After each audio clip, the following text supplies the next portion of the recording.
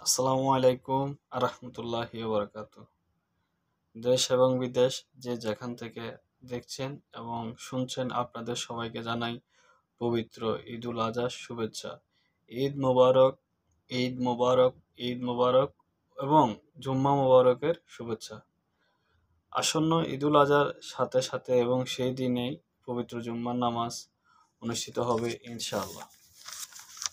আমার দেশের সকল ভাই বন্ধু এবং আত্মীয় স্বজন দেশবাসী এবং আমার দেশের যে সমস্ত প্রবাসী ভাইরা পরিবার পরিজন ছেড়ে ঈদুল আধা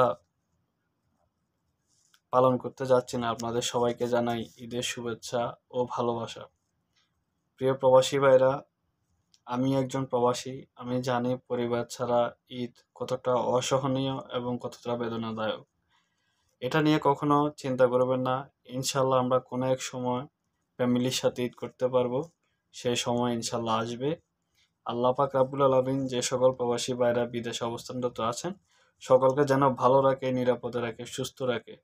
সকলের প্রতি দোয়া রেখে আজকে বিদায় নিচ্ছি। সবাই ভালো থাকুন, সুস্থ থাকুন এবং সবার সাথে সবাই ঈদ শুভেচ্ছা বিনিময় করুন। আল্লাহ হাফেজ। আসসালামু আলাইকুম আ রহমতুল্লাহি ওয়া বারাকাতুহু।